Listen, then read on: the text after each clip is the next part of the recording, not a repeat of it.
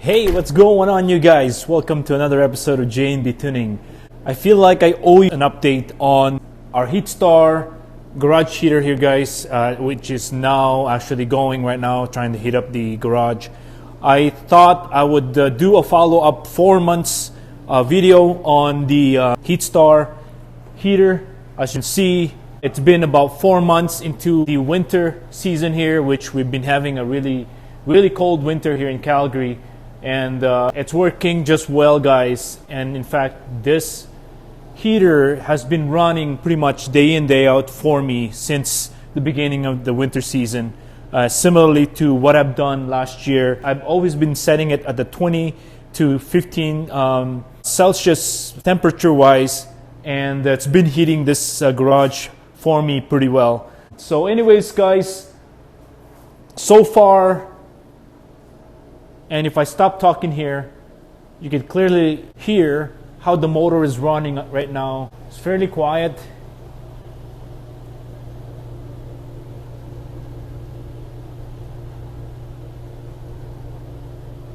I figured I'll give you guys an update on this because, you know, I'm sure you guys are probably wondering, and some of you have requested as well to provide a more thorough update on how well this machine is going right now. And as well, I just wanted to also point out the design that we came up with. As you guys can see, the way I have the braces up there, the 4 brace to hold the machine. I have a damper that I've installed inside the metal brace.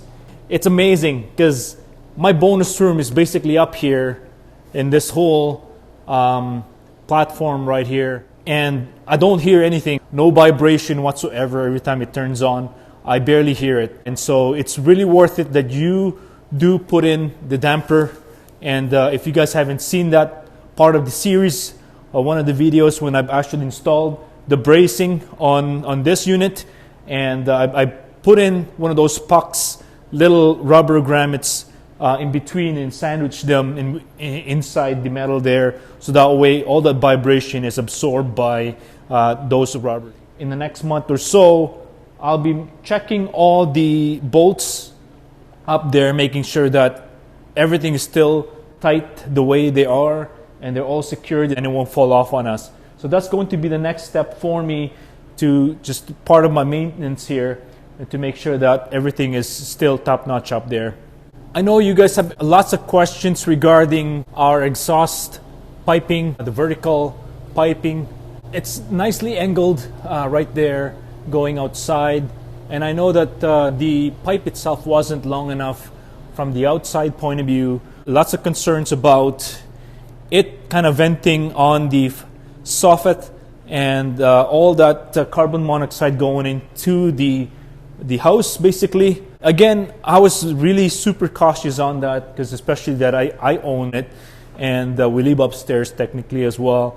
I have tested and made sure professionals came in to actually test it out. A local energy company came down to inspect pretty much everything that I've done on this, as well as the piping outside and how the proximity or where the piping is located based on where the roof line. And it is pretty close, but at the same time, it's not that bad. We put in that sensor there. The reading is not high enough to truly be scared about the level of carbon monoxide in there, given that the mixture of air flow around that area is fairly high. A lot of draft coming from the west on that side of the house. It's very windy. So the likeliness of having a really concentrated carbon monoxide going into the ceiling up in the attic or whatever in the garage here is very unlikely in that sense, guys. Of course, it's still on my to-do list to actually add more piping in that sense. I can't really find a pipe that is just small enough. You have to buy the whole kit pretty much to be able to extend it. So if I can find someone that is selling a small pipe, a stainless steel pipe for that, then I'll definitely increase it at some point in time. We have carbon monoxide detector underneath the lift. I have carbon monoxide right at the plug there, and also we have our built-in carbon monoxide detectors in the house, as well as another one right at the plug level on the bonus room, just to keep peace of mind basically, and no issues at all, guys, no issues at all. So anyways, I thank you for your concern in terms of the possibility of getting carbon monoxide in the whole 9 yards, and I do appreciate that, but nothing to worry about from that stance. We'll definitely take care of it at some point in time. Anyways, guys, let me know in the comment down below what you guys want to know about this unit and the full construction. And again, please check out the playlist for the HeatStar garage heater install. I pretty much gave you as much detail as possible for you guys to be able to do it yourself. Well, guys, we're now outside, and I would like to just show you guys exactly how our exhaust pipe is doing back here. Oops, a little slippery here, but as you guys can hear, there's a little bit of that vibration from the piping there. I think it's because it's touching the metal plate, but nothing bad, guys. I can hear a little bit of that, and I did mention this in the previous video where there's a bit of a vibration going on. It's actually coming from that pipe just hitting the metal there. So I just have to adjust that to make sure that it's not touching, and it takes care of that. As well, I want to show you guys exactly the drippage that I'm talking about. It's technically coming from here, and it drips out from there, so we don't get any buildup going into the unit itself. Again, just to show you, it's not quite underneath my soffit. As you guys can see, you see all that. I'm more concerned of my what do you call this thing?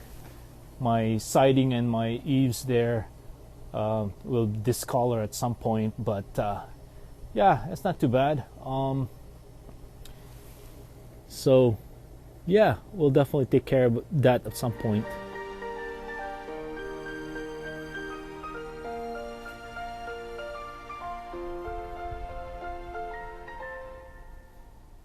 Anyways, guys, back in the garage, and as you guys can hear, again, the machine is running, the heater is running, and hey, let me know how you guys think and the sound of this machine while I'm vlogging here, and how bad is it basically here, guys. So yeah, let me know how it is.